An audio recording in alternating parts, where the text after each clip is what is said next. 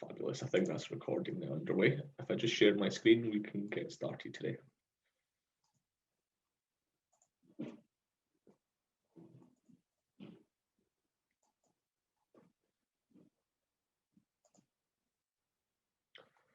Okay, hopefully everybody can see the screen share. If anyone can, please do let me know, and I will try and see if I can resolve it my end. Okay, thank you very much.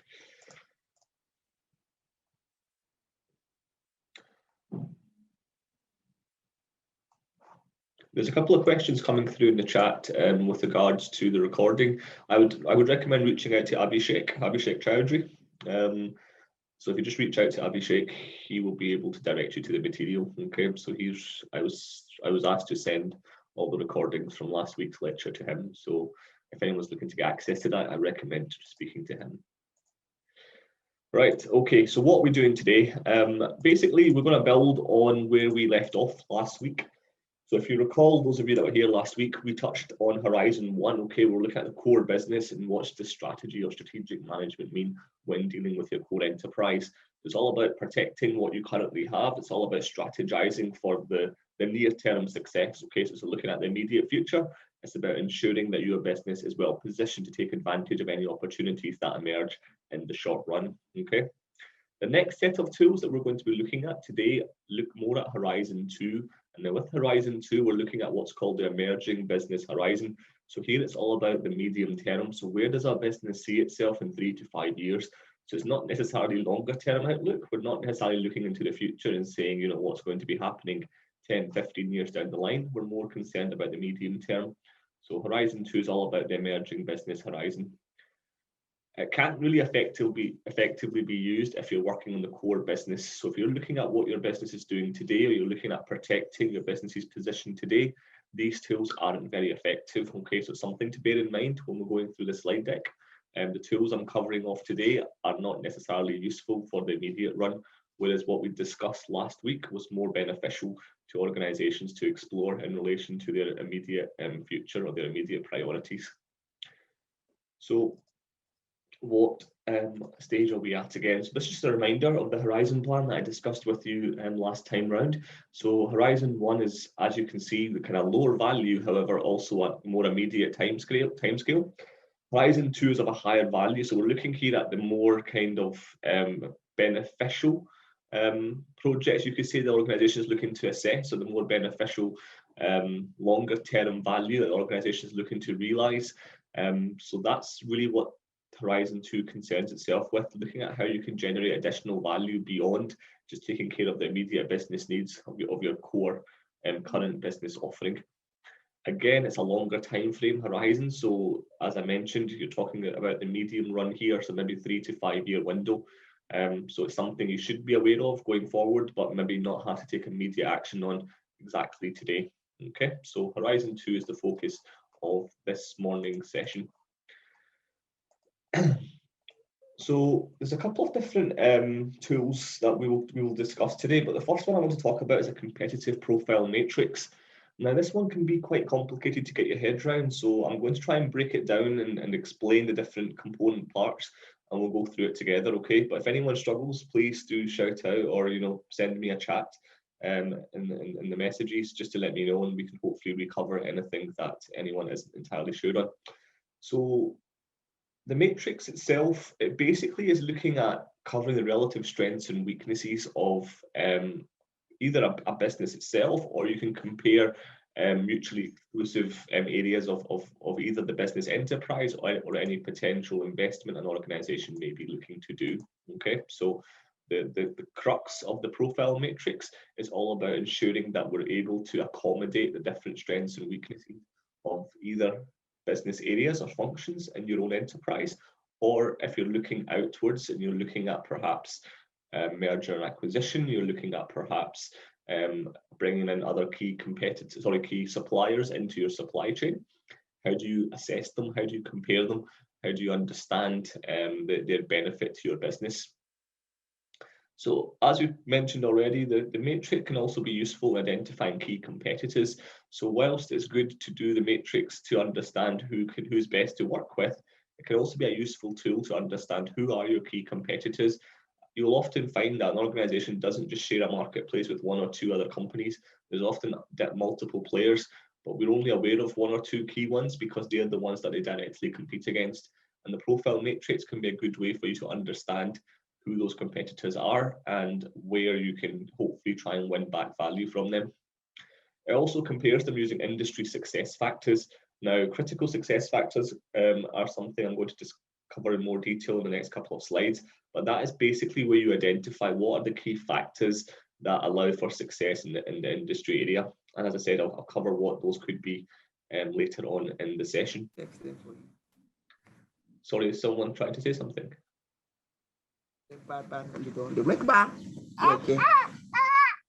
Sorry, could I just ask everyone to go into mute, please? Much appreciated. Okay, so when you're analysing the output from the matrix, you're looking at relative strengths and weaknesses across the different competitors that you've compared, okay? So really you want to know what areas could or should be improved. So based on your competitor offering, what is it they do well? What could you learn from them? What is it they don't do well, where perhaps you currently hold as a competitive advantage already? But which areas perhaps need protection? So where is it that perhaps a competitor is strengthening or improving? And something that you may need to look at improving in your own business to stay ahead of the game. So the competitor profile matrix is quite useful to do an analysis of what's going on in the external landscape, as well as looking at internal kind of functional areas if you want to do a cross comparison across your own business. But let's see what it looks like before we go any further detail into the competitive profile matrix. So as you can see here, ignore the numbers for the time being. I just wanted to give an example, but really you've got three firms that are being compared here, firms A, B, and C. In the very left-hand column, you've got the critical success factors that we discussed, okay? So we've got a range of services, brand reputation, perhaps the fee per fee earner, so how much fees are issued per fee earner, and the market share that's held by each of these firms.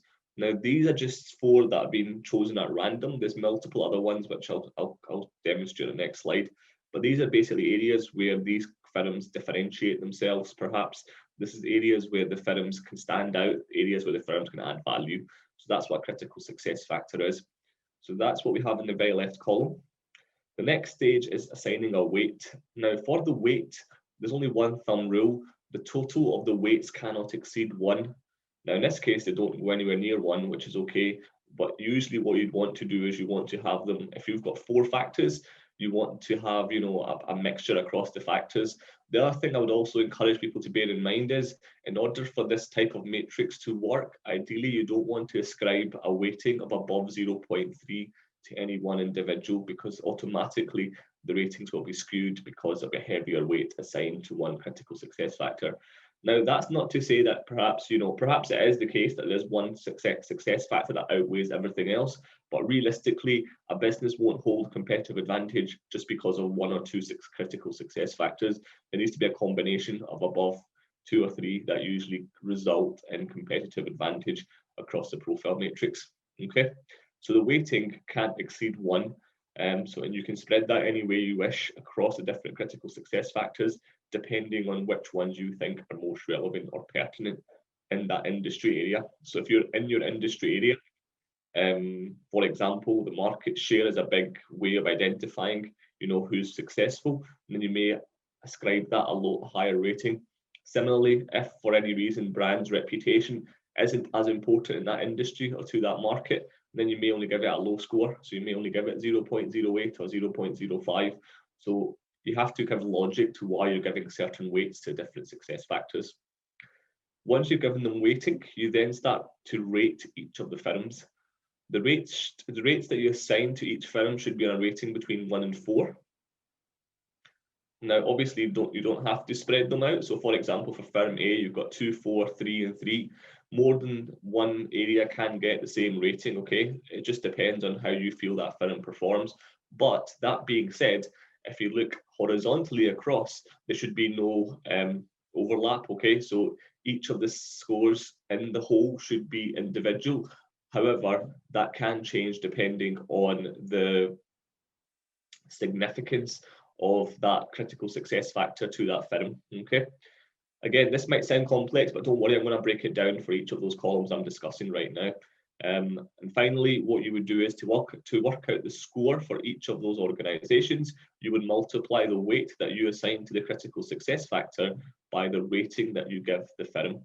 So for example, in firm A, for the range of services, multiplying the weight of 0.13 by the rating of 2 gives a score of 0.26.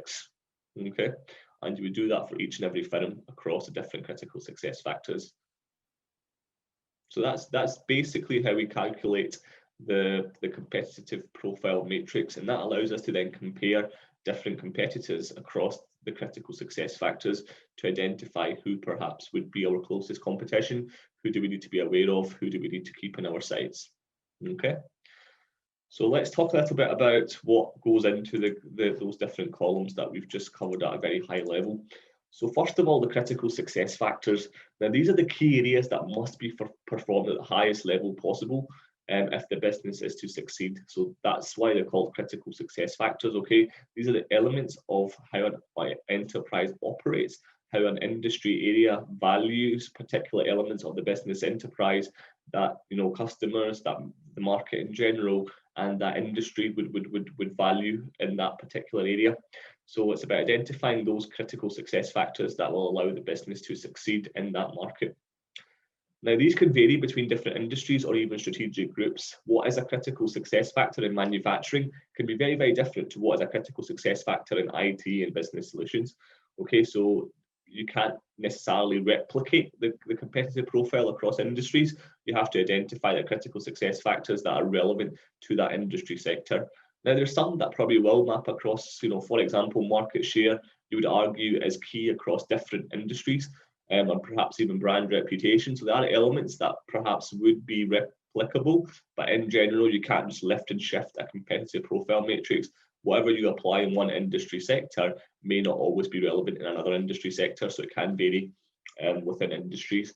And even across strategic groups, some groups will be, you know, more diversified, you know, more of a diverse portfolio, so they may offer a whole range of different products that cut across different industry sectors. So it's all about identifying what strategic group you're comparing yourself to as well. So again, there can be some variance as to what is a critical success factor to different firms in an industry sector. As I mentioned already, these can include both internal and external factors, okay? So it's not just about looking outside in, it can always be about inside out as well. So what are the internal factors that are critical to the success of the business enterprise? That being said, it can be difficult to get that level of detail or information on your competitors. So if you are including internal factors, it's something you have to be wary of. You either need to have a direct link in, you know, someone that's able to give you that information, perhaps if you've got any contacts that maybe, you know, would be willing to share that type of information. Not very likely, but otherwise you need to be quite careful how you calculate the score you're going to give other firms on their internal critical success factors, because you may not have sufficient depth of knowledge or sufficient exposure, shall we say, to that performance. The more critical success factors are included, the more robust and accurate the analysis is. Okay, so whilst we only covered 4 on that slide, you want to identify as many as possible that are relevant and pertinent to that industry area. So what are the critical success factors that allow a business enterprise to succeed in any given market or industry? So the more you can identify, the more robust your analysis will be, because you're picking up on all of the things that business enterprises in that particular industry sector need to represent. And finally, I've given you a list for a few ideas as to what you could include on your own competitive or critical success factor list. So here are a few. This is an exhaustive list. I've only given 13 on this list, but just to give you a better idea of what is to be included. So we have here, with regards to the different success factors, market share, which we've already covered, power over suppliers, service quality, skilled workforce, access to key suppliers, clear strategic direction, the location of the office, client service, client loyalty, added service features, brand reputation, price competitiveness, and a strong online presence. Now, again, these are just a few that I thought of beforehand when I was putting the slide deck together. There are a lot more that you could include depending on the nature of your industry. So obviously, for example, if you are an online only business, critical success factor 13 might be quite key. You know, if you're someone like Amazon, I'm sure the online presence is more important than probably the vast majority of the rest of the critical success factors. Similarly, if you are more to do with, you know, fast food industry, perhaps the location of your restaurants is more critical than perhaps any of the other critical success factors. So it's just about identifying, you know, which of these are relevant in your given industry sector, in your given market. That's something you should always keep in mind when compiling the list of what critical success factors should go in. But realistically, you want to have 4 or 5 plus, and any less than that, you're probably not understanding the dynamics of your market or industry very well. So it's just about making sure that the ones that you choose are relevant to the industry sector. So as long as you can explain the logic as to why these critical success factors are important in that given industry sector, then it's absolutely fine. Okay. There's a question coming through with regards to the scores. I'll come back to that. Okay, let me just cover the content of the matrix first, and then we'll go back and revisit the actual matrix itself. So that's the competitive success factors. Next up, we're looking at the weighting. So again, I've discussed this already. So each critical success factor should be assigned a weight range between 0.0 and 1.0, okay? So you shouldn't have any success factor being ascribed more than 1. That being said, the sum of all weights must also be equal to 1. So if you've given 1.0 to one success factor, by default, you have to give 0 to every other one. So again, if you're doing that, it kind of eliminates the whole purpose of doing a competitive skills matrix. So you should never really do a competitive profile matrix because it doesn't really add anything if you're going to give an assign, or if you're going to assign a weight of 1 to any one of the critical success factors. Automatically, that's going to become the key comparison tool. And now the number should indicate how important that factor is in succeeding in that particular industry. So as I've mentioned already, if you're looking at, you know, Amazon and Amazon's competitive landscape, perhaps the online presence would get a higher score than something like, you know, employee loyalty or employee, you know, happiness, for example. That might still be important to Amazon in their landscape, but maybe not as much as having that strong online presence.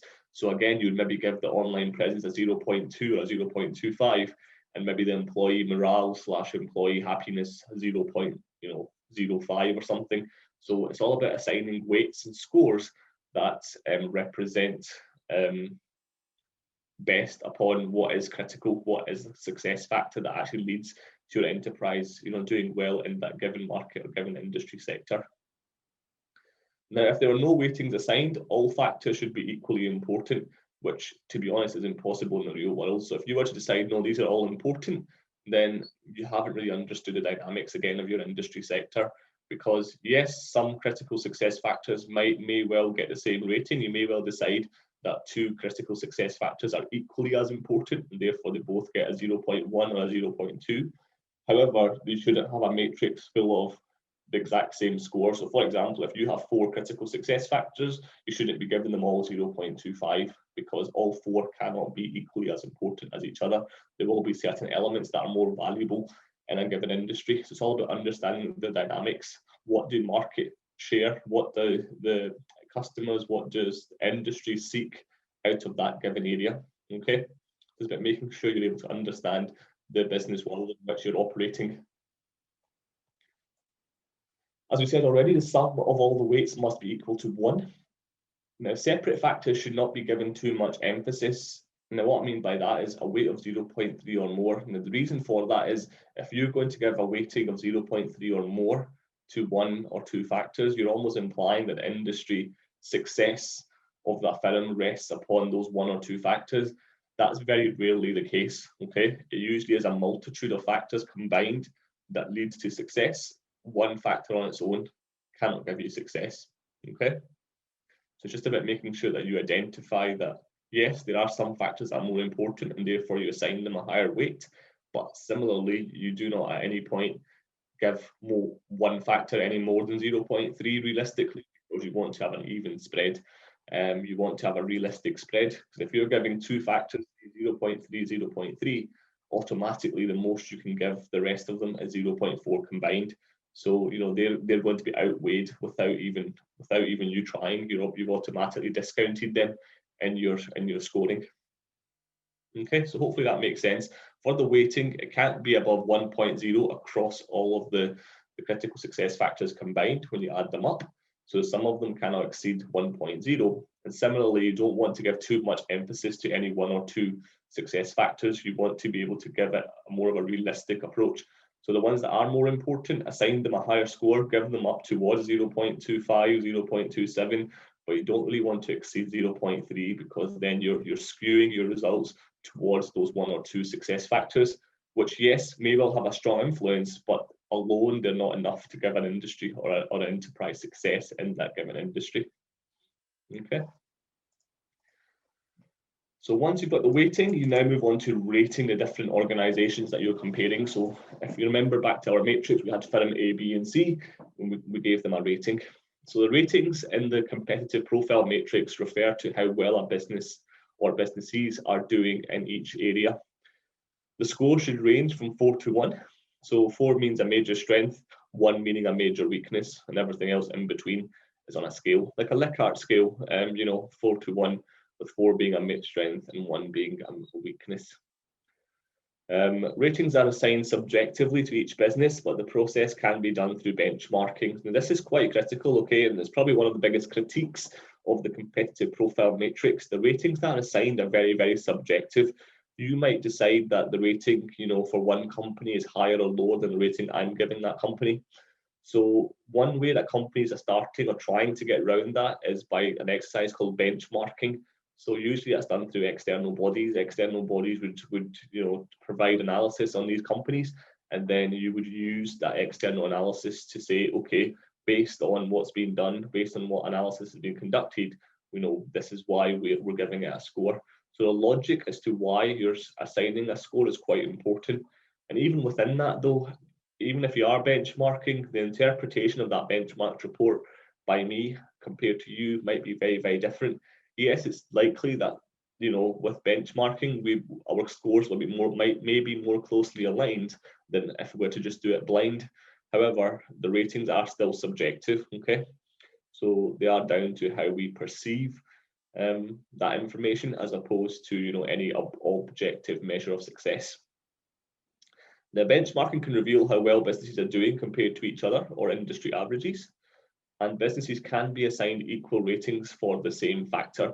So for example, if A, B, and C have a market share of 25%, 27%, and 28%, you could give them all a rating of 4 rather than rating them 2, 3, and 4. Okay, a 2% rise or a 3% rise isn't necessarily a major difference. You're not necessarily jumping from minor weakness to minor strength to major strength across a 3% spread. Okay, so just bear in mind, unless it's a big swing, so unless it said, firm A's got 25% market share, firm C's got 55%, then yes, at that point you may wish to give firm C a 4 and firm 2 an A. But if it's quite a tight spread, only across 1 or 2 percentage points, then realistically you're okay to give them all the same score. Okay, so in tightly contested market spaces, a market share of 25, 27, and 28 is relative strength. Okay, so it's just about making sure you're looking across the industry when you're providing your scoring, and it's not just something that you're looking at in terms of absolute numbers. If you were to look at this on paper, 25% is lower than 28%. Are you automatically going to be giving it less? Yes or no? Again, very subjective. So another criticism of the competitive profile matrix, the scoring ascribed is very, very subjective. Now, some people were asking questions. Let me just go back to the competitive profile matrix.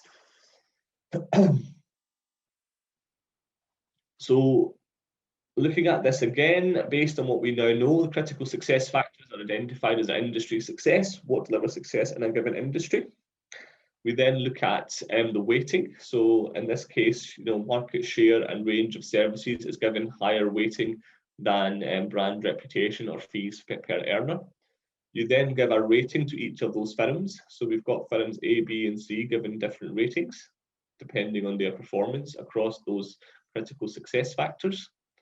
And then in order to work out the score, we're multiplying the brand reputation score, for example, by the rating to get the overall score. Okay, so it's weight times rating to give you the score, and you do that across the board. Any questions on that, anyone? Excuse me, sir. Mm-hmm. For firm B and firm C, Yes. the weighting should be considered the same as it's given in the first column, right? The weight, that 0.13 and all. That's right, yes. Yeah, so weight into rating gives us the score you said, right? Yes. So for the firm B, it's like 0.13 into 3, right? So it should be like 0.39.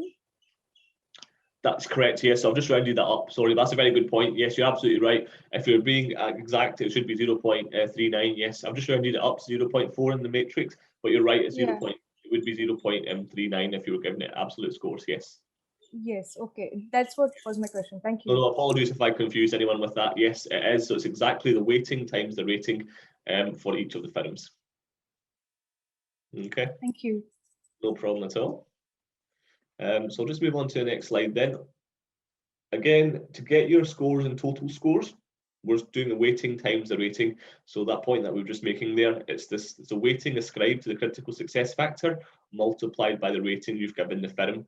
That gives you the individual score for each critical success factor. The total score is then the sum of all individual scores for the firm. So you would add them all up to give you the total score.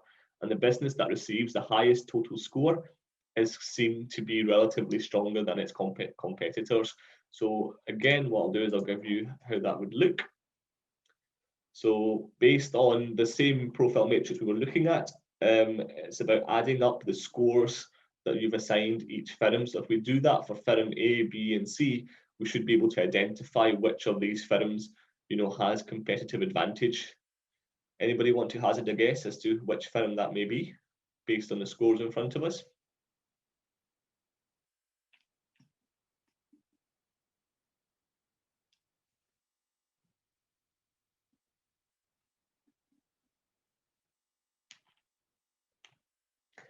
Firm A, B, or C, which one has the competitive advantage? Oh, the chat coming through. Let me just check. Firm A, yes, fantastic. So if you add up firm A, B, and C, I think A is just above 0.85, firm B is 0.82, I think, and firm C is considerably lower. Okay, so if you were operating in a market space with these three firms, you would automatically identify firm A as to being the market leader. Okay, they're the ones that you want to compete against because they're the ones that seem to be doing well across those different critical success factors, and they're the ones that you then want to maybe replicate some of what they're doing or emulate what they're doing, but also keep them in the back of your head in terms of, okay, we need to ensure we can do better than them at these critical success factors. How are we going to do that? So automatically you've identified who is the key competitor in the market. The A and B scores are fairly similar. They're not too much different, okay? So again, B might be someone you want to ensure you're not too far detached from, someone you want to keep an eye on perhaps, because this year, yes, they may have fallen short, but next year or a couple of years down the line, if they improve their scores across some of these critical success factors, they may well, become the go-to firm. They may well become the market leader. So again, someone you want to keep in mind. Whereas firm C, given their low score, realistically, you don't really want, to keep them anywhere near, your considerations. Probably anything you want to avoid their fate. You want to avoid achieving the same scores as them. So that's why a competitive profile matrix can be quite useful. It allows you to identify, looking forward, which firms are holding competitive advantage and how you can perhaps try to steal some of that, how you can perhaps try and gain some value from their market share. Okay, so that's the competitive profile matrix. Hopefully you follow the logic behind it. And this is how we conduct it. So it's useful to making sure that we can identify which firms are doing well and how we can perhaps look to strategize over the medium term to overcome some of the issues that our firm is facing, or overcome some of the barriers to compete better against them. Okay, so how do we, if for example we were in this market space with firm A, how do we steal some of their market share? How do we win success in those critical success factors? So it allows you to identify, how are you going to do that? and who the benchmark organization is, who is the leading firm in the industry at this moment in time. Okay, so again, we've covered some of these benefits as we've been talking, but just in case you want to discuss this in your assignment, the key benefits of conducting the competitive profile matrix are it's the same factors that are used to compare the firm. Okay, so it's no longer looking at mutually exclusive factors. When you look at a firm on paper, there can be lots of different ways in which they claim to have competitive advantage, lots of different ways in which they differentiate themselves from their competitors.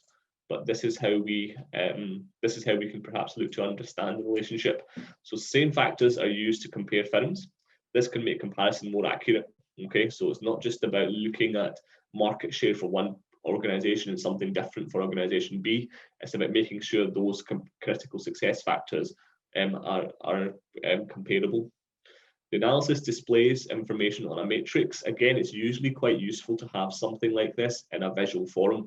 So including it on a profile matrix at a glance, it allows people to quickly identify which organization is successful. If you were to convert that matrix into written text, it'd be quite difficult to follow the logic. It'd be quite difficult to see, what argument you're trying to make. So presenting on a matrix makes it easy to compare firms visually. Results can facilitate decision making. So as I said already, the whole purpose of conducting this type of exercise is to aid your decision making going forward. It's about trying to identify who are the key competitors in the market space, who should you be looking to compete against, looking into the medium term. Who is it that holds a comparative advantage in the industry at this moment in time. As a result, firms can decide which areas they're going to strengthen and protect. So, if you find that you hold a competitive advantage, where do you need to strengthen and protect? If you find that you're behind a certain firm or a certain number of firms, what strategies should you be pursuing to catch up with them or hopefully overtake them in the medium term? Okay, so that's why we conduct the matrix. There's another chat that's come through whilst I was presenting, talking about the relationship or correlation between the competitive profile matrix and Henderson's rule of 3 and 4. That's quite interesting, Kenneth. That's a very good point. Now, there can be correlation between Henderson's rule of 3 and 4, but why competitive matrix is perhaps used in a separate entity is its benefits aren't necessarily just looking at competition. So whilst competitive profile matrix is where it was framed and where it was constructed, organizations have started using it internally as well. So you can perhaps compare the performance of different functional areas within your business. So it's about saying perhaps, maybe function A, function B, function C of your organization. How do they compare against certain benchmarks, against certain KPIs? So whilst that is constructed as an external competitive profile matrix, the benefits of the CPM extend beyond perhaps some of the stuff that we discuss in Henderson's rule of 3 and 4. Okay. Cool, right, so those are some of the benefits of CPM. Hopefully they're clear to you. So if you are discussing the competitive profile matrix in your assignment, you would know why it's constructed and what it can facilitate in terms of decision making. A couple of things also I want you to consider, when you're doing this, to identify the critical success factors, you need to include as many factors as possible. That's not to say you should go over the top, okay? So I had 13 on that list I covered. I would say 13 probably is too many. If you're looking at dynamics of an industry sector, perhaps 7, 8, 9 would be more realistic. These are the kind of things that usually allow firms to differentiate in an industry. But if you've got 20 different critical success factors, you're going to dilute the scoring, because remember, the weighting has to add up to a maximum of 1.0. You're going to end up diluting it, so you may actually lose sight of what is critical. So what I would say is identify as many as possible, but similarly don't exceed maybe 8 or 9, because anything above that, you start to dilute the efficacy of the scoring. So that's just something to bear in mind. The following question should be helpful in identifying the legal industry's CSF. So I've given you an example here, okay? If you look at a legal industry, what are the critical success factors you may wish to analyze? So for example, do clients prefer a certain business over another business? If so, why? What is it that a client would choose? That would allow you to identify some of the critical success factors. What resources and capabilities, competencies does the business possess? Again, if you're analysing some of the leading organisations, leading firms in the kind of legal landscape, what is it about them that makes them stand out? What key capabilities, competencies, and resources do they possess? Again, those could be critical success factors. What sustainable competitive advantage do businesses have in the industry? So again, identifying what is it that makes them stand out, what is their USP, identifying that can allow you to recognise what a critical success factor may be in that industry. And finally, why do business firms succeed and others fail in that industry? So sometimes it's the opposite. Sometimes by looking at the failures, you can identify what the CSFs are. So they failed because they never did X, Y, and Z. Therefore, X, Y, and Z must be a critical success factor. Okay. So these are just some of the questions, and these can be applied across different industries. I just gave you the example of a legal industry. So if you're a client looking for legal representation, why would you choose business A over business B? And if you can answer that question, you've identified some of the critical success factors that are important in the industry. Okay. Again, assigning the weights and ratings, I want to bring this to life for you. So to identify what weight should be assigned to each factor, you should compare the best and worst performing businesses in the industry. That's a good way to do it, because by considering the extremes, who's the best, who's the worst, you can then start to fill in the gaps in between. So it's always useful to start with the extremes when you're doing your weighting, because it allows you to identify the worst case and the best case scenario, and then populate everything else in between. High-performing businesses will usually undertake activities that are significant for success in the industry. So again, if you're looking at different industry areas, you probably would identify different firms. For example, if you're looking at perhaps the mobile phone landscape, you probably would identify Apple and Samsung as being leading organizations, and their weighting would perhaps be a lot greater than someone else, such as Nokia or BlackBerry or any of these other competitors in the landscape.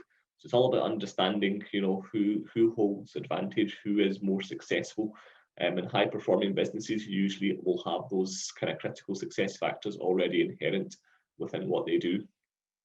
They will put most of their resources and energy into those activities compared to low-performing businesses. So what you tend to find is the lower-performing businesses perhaps have more of a diverse focus. Their interests don't necessarily lie with the core crux product. Okay. So again, if we're looking at people like, in the smartphone market, if we are looking at organizations, recently Sony were quite big in smartphones. They were probably third or fourth after Apple and Samsung, but they began to fall away. And one of the biggest reasons for them falling away is they've got a very diversified portfolio. Okay, they don't just make mobile phones; they do a lot more. They've got a Sony PlayStation, you've got Sony televisions, you've got other Sony devices, entertainment devices. So they're not necessarily just focusing on one particular market segment. They tend to put less energy or less resources into that sector compared to someone like Samsung or someone like Apple. Now, somebody might argue Samsung also do a lot more than just mobile phones. That's very, very true. But the amount of resources and energy that Samsung invest in the mobile phone market is a lot greater than what Sony have done. And I think that's reflective of their market position. Weights can also be determined in discussion with other executive partners. So again, if you're sitting on a board and you're conducting this activity as a strategic workshop, maybe end of year strategic workshop to analyze the competitive landscape, weighting doesn't have to be one person's responsibility. It can be done by discussing that with executives sitting in the same boardroom as you. Discuss with them, why is it certain firms are succeeding? Why would we rate this competitor or this critical success factor higher than another? What is critical in our industry area? Sometimes it's through discussions with your executive partners that you can identify what is key to the success of your business.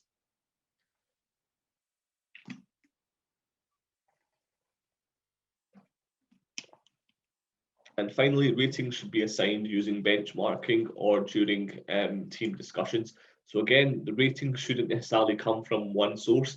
You should be looking to discuss that within your boardroom setting, understanding how different organizations, different people, different stakeholders can come together to assign those scoring matrix. So it's just a chat that's come through. Great question by Kenneth here. He's asking that does suggesting a company that does not divide its business into several profit centers, there will be inherent managerial and marketing weakness. That's a good point, Kenneth, and the answer to that definitely varies. So depending on the nature of the firm and the industry, obviously the more diverse you are, the more kind of stronger brand reputation you tend to have. So someone like Samsung is much more famous and well known perhaps than some of its competitors in the mobile phone landscape. So it can make a difference, you know, the kind of competency that may be held by someone like Samsung are perhaps a lot stronger than if you were to look at BlackBerry, or if you were to look at other organizations that are smaller in the mobile phone market space. But that being said, that doesn't necessarily mean that it is an area or a critical success factor that outweighs everything else. Okay. The example about Sony, yeah, absolutely. So you could argue that Sony at the time was indeed a more recognized brand, and some people would argue it still is. But Samsung are probably larger, so they've got more resources to invest than Sony in that example that I was giving. Okay, so the idea is that Samsung as a corporation is larger than Sony as a corporation, so they've got more money to invest. But you're absolutely right, as a brand recognition concept, I would agree with you that Sony was a more recognized brand in that market space. Aqual, my question is basically in terms of competitive profile metrics and Yes. using key indicators for comparison. Research and development will be very, very key to basically seeing what your competitors are doing and to be able to match them, especially if it's a long-term project. Yeah. How would a company be able to have a sniff of your competitors, you know, thinking in terms of research and development? Excellent question. So again, if you remember what I was saying, some of the internal factors can be quite difficult to assess. So usually with the competitive profile matrix, a number of the times you would use external factors, that information that's widely available to the external market, you would use to shape the different critical success factors. Now, internal factors usually tend to be useful when you're looking at internal analysis. So when you're comparing perhaps different functional areas in your business, or maybe if you are someone like Samsung or Sony, maybe you want to compare different product lines. You want to look at mobile phones compared to televisions and entertainment, or compared to large electricals. It's about the comparison across the way within your own enterprise. Otherwise, you're absolutely right in what you said there. It can be difficult to compare the success of an organization if you're looking at internal variables compared to some other organization, because you don't have that access. No firm would actively want to give away what their R&D plans are for the next 5-10 years. They don't really want to give that information away. Obviously, whatever they've done and they've published or they've made available to the market, you will have access to. But in terms of anything they're working on behind the scenes, you're absolutely right with the point you made there. It can be difficult for you to have access or insights into what an organization is doing. So the key external factors are those which are readily available. For example, marketing strategy in terms of advertising, and maybe you see where they're advertising, that will give you a clue what they're doing. I don't know, because most of the external factors will be in the public domain anyway. Okay, thank you. Okay, you're absolutely right there. That's an excellent point there. A lot of the critical success factors you identify will be readily available information. It's not necessarily looking for information that isn't already out there. It's about combining that to identify who actually holds success. A firm might be really strong at marketing and advertising their brand, but that on its own might not be enough. So it's about the combination. It's about the scores across the different critical success factors and how the sum of all of those scores combined can contribute to success. There's also been a couple of questions coming through, so I'm going to address these before we move on. Is it possible that a weakness of one business or company will be the strength of the other business or company? Yes, absolutely. So if you're looking, across different firms, one firm's, weakness may well be an inherent strength of another firm in that market sector. And how you would differentiate that is with the scoring. So as we said, you're scoring it from 4 to 1, 4 being a major strength and 1 being a major weakness. So if, for example, brand reputation, one company's been absolutely battered, they've had very negative publicity, they've got, scandals at board level, so on and so forth. They may well score a 1 for a major weakness when it comes to brand reputation, whereas another company's been exemplary, highly, you know, awarded, perhaps it's got a lot of sustainable practices, everyone's talking about them, so on and so forth, you might give them a 4. Okay, so how you differentiate between what's doing well and what's doing bad is through the rating that you assign. The weight would still be the same. So, you know, the brand reputation, the weight you would give in the industry sector, that remains consistent for each firm. How you differentiate between who's doing well and who's not doing well is through the rating, okay? Giving it either a 4 or a 1 or something in between. Hopefully that answers your question there, Hassan. Kenneth, coming back to your question, watching the patents registered by the competitors, assuming you're a tech. Yeah, absolutely, that's quite good as well. So yes, you might not be able to identify exactly what they're doing in their research and development.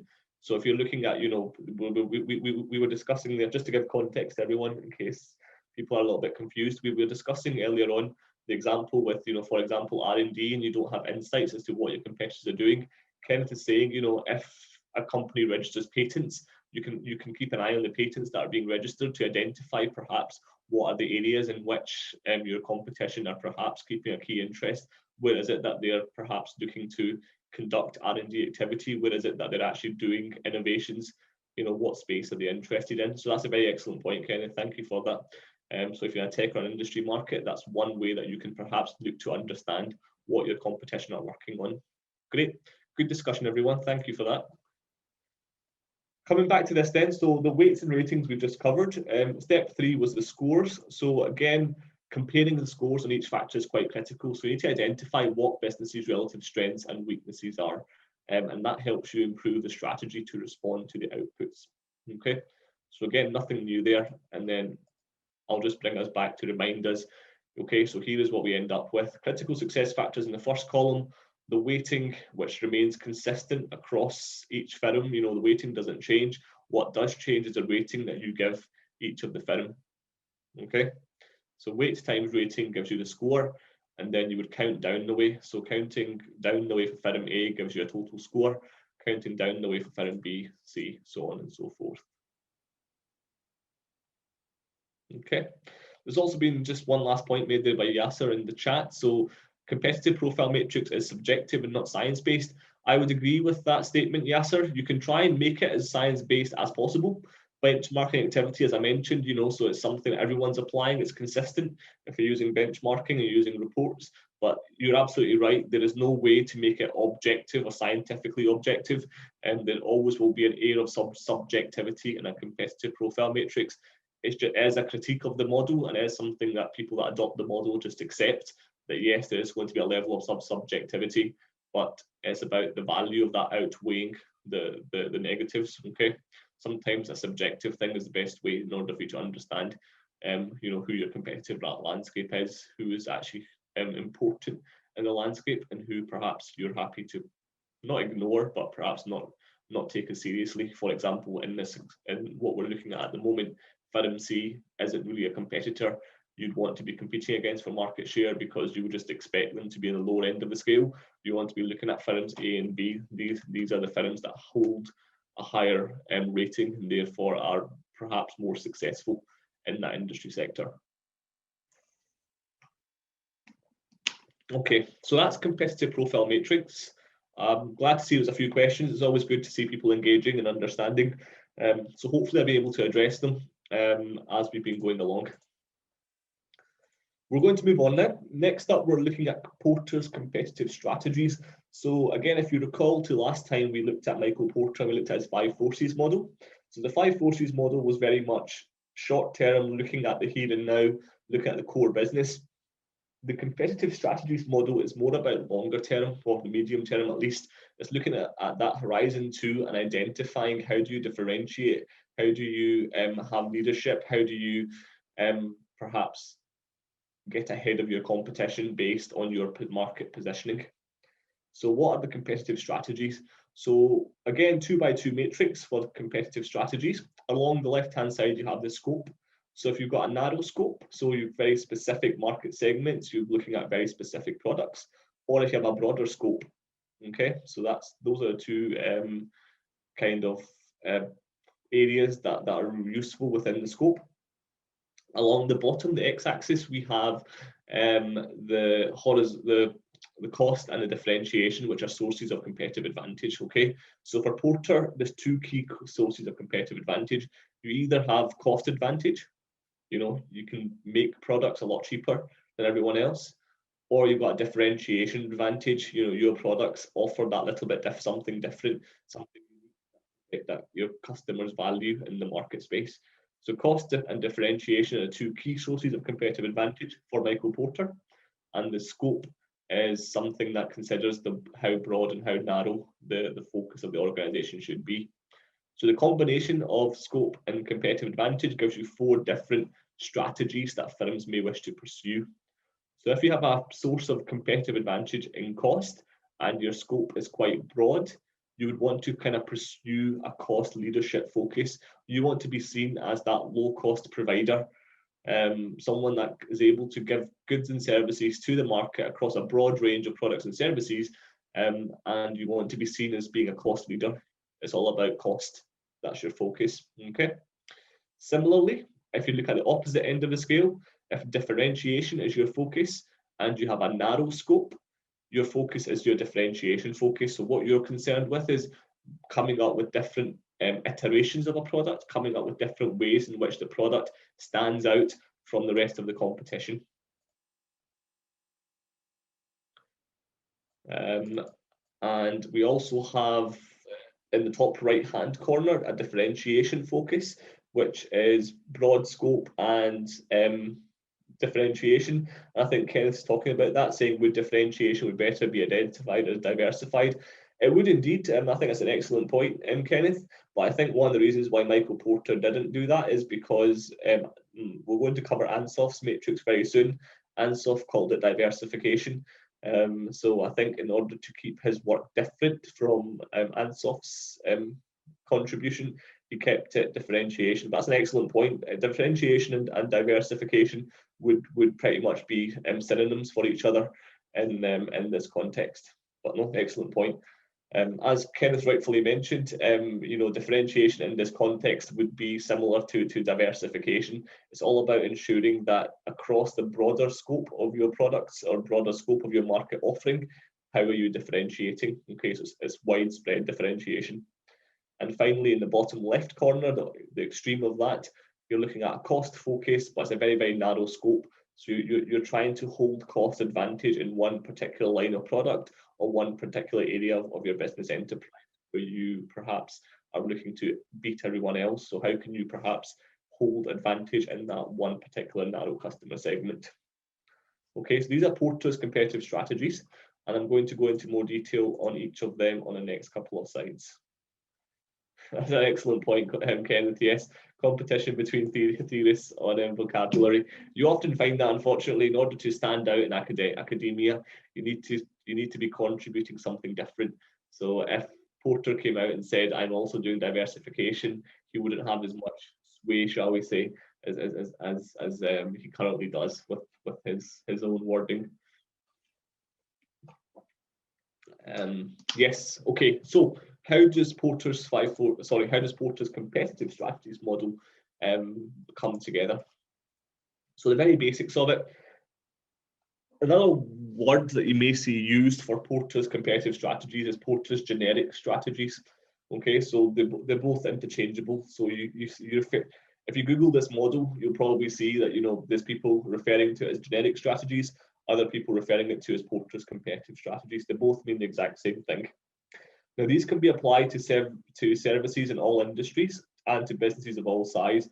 So this model, you don't have to adapt it in any way, shape, or form. The 2x2 matrix can be applied to any industry and to any type of business, whether you're looking at an SME or a large conglomerate that operates internationally. They can also be useful as a way of helping to secure competitive advantage.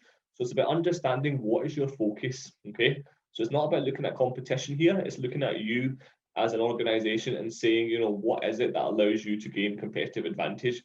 But it can be useful to apply to competition too, because if you're competing in a market space where the scope of your competitors is very much more broad and you're more of a narrow scope, you can identify, what competitive strategies would be useful for you to pursue. So whilst it tends to be used as an internal tool, it can also be used as external to identify what your competition are doing. Now, Porter called this his generic strategies, as I mentioned. So we've got cost leadership, differentiation, and the cost focus, which we already talked about earlier on. And that's obviously subdivided into cost and differentiation focus. Okay, so you've got cost leadership, differentiation, cost focus, and differentiation focus. Let's look at those in more detail. So first of all, cost leadership. And what is cost leadership? So as you can imagine, it's all about increasing your profits.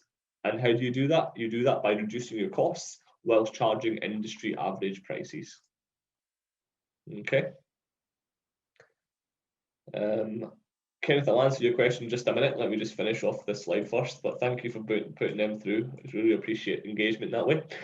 So yes, increasing profits, as I said, through reducing costs while charging industry average prices. So if you can keep the costs low, but you're still charging, similar prices to everyone else, or a couple of pennies less than everyone else, you're able to make a larger profit. That's the focus of organizations that pursue a cost leadership strategy. You can also increase your market share. So as I said, because your costs are lower, you may identify that, you can still maintain the same profit margin as everyone else in the industry, but you can charge lower prices. So again, you're likely to win more customers, you're likely to win larger market share, because people will still want to buy from you if you can provide the exact same product at a lower price without impacting or hurting your back line.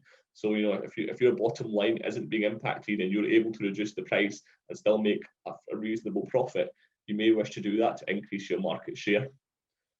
Cost leadership involves being a leader in terms of cost in that given industry or market. Okay, so when we talk about pursuing a cost leadership strategy, we're basically saying how can you mitigate the impact of your costs on the final product. Okay, now that could be through leading technology. You may have technology that reduces the time it takes for you to produce a product.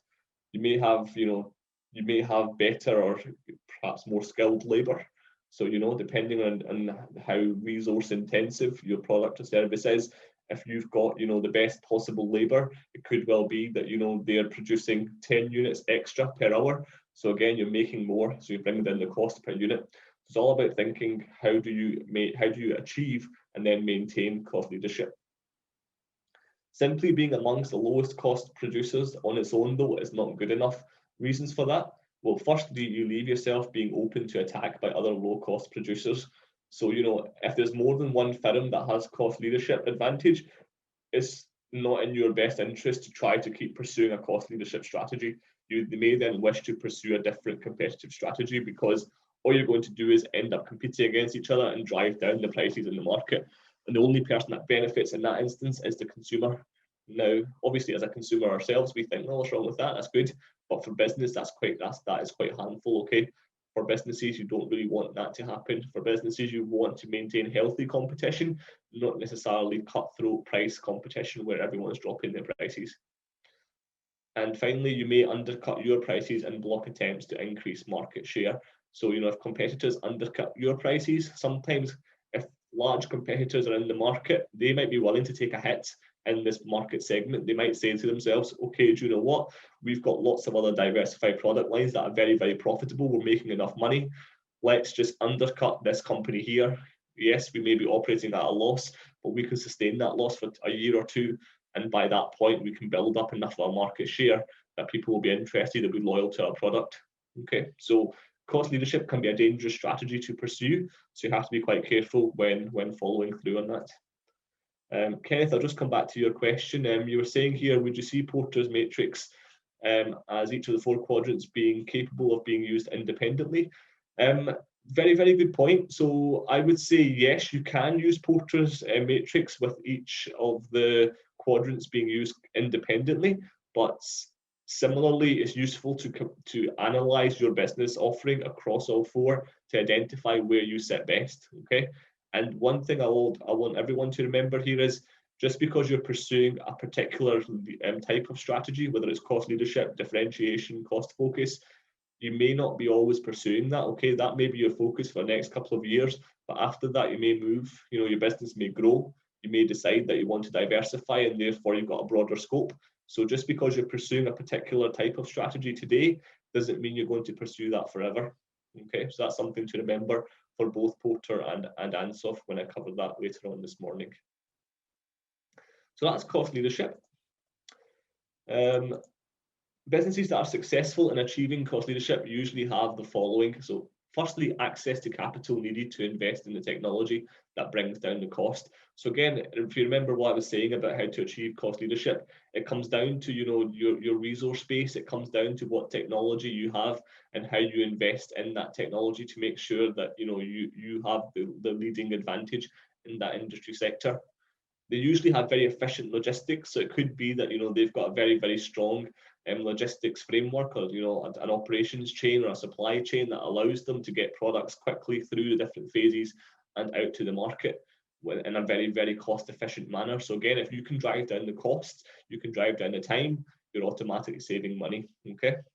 And finally, a low cost base. So perhaps your cost of labor is a lot cheaper. So for example, perhaps a manufacturer based in the United Kingdom would be paying a lot more than a manufacturer based in, for example, Vietnam. Okay, so it's all about the low cost base. Cost leadership is a strategy that can only really be pursued if you have an advantage, again, when it comes to the base of your costs. So the key costs, the source of your labor, the materials, the facilities. If you're operating in a low cost country, or a country perhaps like a developing country where, you know, the labor laws are lax. Now, obviously, these can be seen as unsustainable practices and unethical practices in some places in the world. But at the end of the day, if you're a business that's got that advantage, then you could pursue a cost leadership strategy because you're able to drive down the costs and therefore make more of a profit, even if you were to cut your prices compared to a competitor working out of the UK. But there are still a few risks, okay? Now, these sources of cost reduction, firstly, are not unique to you. So even if you do have a low cost base, what's to stop someone else replicating that? Okay, so whilst yes, you can gain short-term advantage, your competitors might quickly realize, hold on a minute, why is it they're able to, you know, lower the prices? Why is it they're able to make, you know, continue making a profit despite charging a lot less than what we charge? So your business model will get found out. You know, people will realize perhaps some of the reasons. For example, you're operating from a low-cost country, or, you know, you've got access to labor that's cheaper than everyone else. So it's all about understanding that these types of strategies, they're not long-term strategies. Okay, they give you advantage for a shorter run of time. Other competitors could copy your cost reduction strategies. So again, if you've invested in a particular type of technology that drives down the time to the market or the efficiency of your product, you know, competition will look at that and they will say, well, okay, if they can achieve it, why can't we? Okay, so that's some ways in which cost leadership isn't necessarily a longer term strategy. It's something that's useful in the short run. Even in a medium term outlook, if you want to pursue a cost leadership strategy, you would only want to pursue it for kind of a 3-5 year horizon. You wouldn't want to look at that as the basis for your business strategy going into the future. Okay, you wouldn't want that to be your focus for the next 10, 15, 20 years, because it will get eroded. In that time frame, someone else will either replicate what you're doing or find something else that's even cheaper. So cost leadership at the most is a medium term, but even within the medium term, you have to identify there are risks that people will replicate what you're doing. Next up, we'll touch on focus strategy. So the company that uses focus strategy usually tend to be ones that concentrate on a particular niche market. Okay, so these organizations aren't really interested about serving the mass market. Their products aren't designed to appeal to everyone. They're looking to fulfill a particular niche. They're looking to fulfill a particular demand that only exists, you know, in specific market segments. So how do they do that? By understanding the dynamics of that market. They can develop uniquely low cost or well-specified products for that market segment.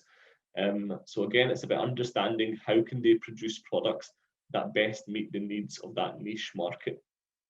So what is it that they need to do to meet the needs of those customers that are perhaps being not overlooked, but certainly perhaps not, you know, being met directly by one of the key competitors. Okay, so how can we meet their needs? So for example, if you look at say supermarkets, for example, okay, so supermarkets in general cater for a large segment of the population. You know, someone like Sainsbury's or Tesco's, you know, they're very, very focused. They're very, very broad. They deliver products across a wide range of market segments. But then you've got other retailers that perhaps aren't able to do that, and their focus is more achieving, you know, a particular niche market segment. Some of the kind of more high-end grocery stores, the ones that are designed for perhaps upper class customers, or customers that are willing to spend, you know, on the quality of product that they're buying, they'll pursue what's called a focus strategy. Okay, so that's one area. Another one can be perhaps looking at products, for example, designed towards elderly customers. So if you think about elderly patients in a home care unit, their needs will be very, very different to the general population. So companies that focus their produce or focus their products and services on that particular group, they'll be looking at designing goods that or services that can help people in that particular market segment. Okay, so it's a very, very niche focused strategy. The products that they're selling to that group, they won't be selling really realistically to any other market segment. And again, I think Kenneth is making a point in the chat here. So does focus strategy tend towards smaller segments? Absolutely. You tend to kind of differentiate your offering on the basis of a very, very specific market segment. So you're absolutely right. The focus strategy tends towards smaller segments of the market. Absolutely great point. Coming back to the slide, so because they serve customers in the market uniquely well, they build strong brand loyalty amongst their customers. So again, because companies that pursue a focus strategy, they're really able to hone in on the needs of that particular small market segment, they can build strong brand loyalty. Okay, so if someone is able to identify the specific needs of you and your group in terms of the market segment you belong to, then chances are they're going to build strong loyalty with you because they're offering something that directly meets your needs. And that particular market segment then also becomes less attractive to competitors. If I'm competing against a company that's got a focus strategy, you know, they're able to pinpoint the exact needs of a particular market and focus on building a solution or a product or a service that meets their needs. Me with a more generic strategy or a more kind of differentiated strategy, I really can't compete against that because I know that I'm not going to be able to offer that same level of focus or dedication, and therefore my competition has got an advantage over me in that specific niche market segment. Okay, so those are some of the benefits of pursuing a focus strategy. Focus is not normally enough on its own though. So this is something, you know, this is becoming a recurring theme. We talked about cost and leadership and how that's not enough on its own. Focus strategy, similarly, on its own is not enough. And why is that? It's because you need to choose to pursue either a cost focus or a differentiation focus. You can't do both. The key to successful generic focus strategy is to ensure that you're adding something extra as a result of serving only that market niche. So again, a market need or a market niche that exists today may not actually exist in the future. This is a specific need that exists today, maybe because technology hasn't advanced that much that, you know, we can perhaps do something differently right now, or maybe it's because, you know, that market segment has a specific need today, but that need may well evaporate or erode going forward. So a focus strategy is useful because in today and in the near or medium term, you know, it's something that you can use to pursue success, but longer term success, focus strategy might not necessarily be the best thing for you to follow. So that's something extra that you can add, can sometimes be something like contribute to reducing costs. So perhaps you can, despite having a focus strategy, you can look at ways in which you can reduce costs so you can also gain cost leadership advantage. If you have cost leadership and you have focus strategy, not only do you have a loyal customer base that are willing to pay extra money, you're also reducing your costs. So you're actually growing your profit margin. Okay, so it's all about combining sometimes the different strategies that you may want to use. Increase differentiation. So sometimes by having a core base, you know, a focus strategy that's developed a market share that follows you, that believes in you, that, you know, is loyal to your product offering, you can then differentiate. You can then offer perhaps different products and services to related market segments. You can then say, okay, we've captured this market, we had a focus strategy on them. What are the markets closely aligned to them, or what are the markets that are very similar to them that we can now try to move into? So you can actually become more differentiated by starting off with a focus strategy. Okay, so again, focus on its own as a long-term tactic or a long-term strategy isn't enough. You need to make sure that you're then complementing that with another focus, whether that comes down to cost reduction or whether it's increased differentiation. Okay. I'm also aware that I've been talking for a long time and people may well be getting bored of hearing my voice. So let's take a quick 2-minute break. It's 10:13 and we'll come back and look at the right-hand side. So we'll look at diversification and we'll look at new product. Sorry, we'll look at the cost focus and the differentiation focus. Okay. So yes, 2-minute break. Thank you, everyone. There's also a question that's just come through. And I will answer that directly. That's absolutely fine. Cool, no problem.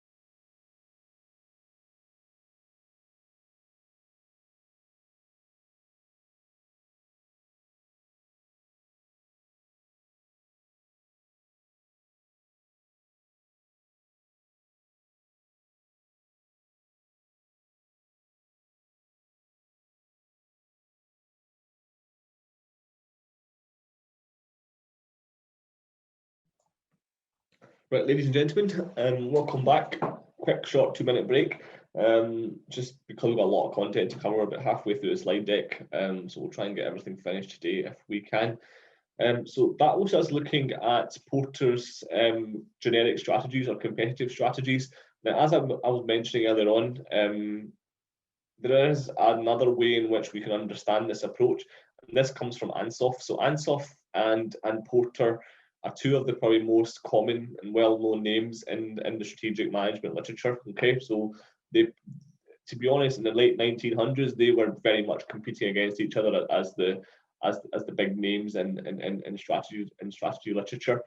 So I think we had a question raised by Kenneth, and he talked about, you know, why it is that Porter gave a specific name to one of his quadrants, and the reason he didn't call it diversification, Kenneth, as I mentioned earlier, was Ansoff had beat him to it.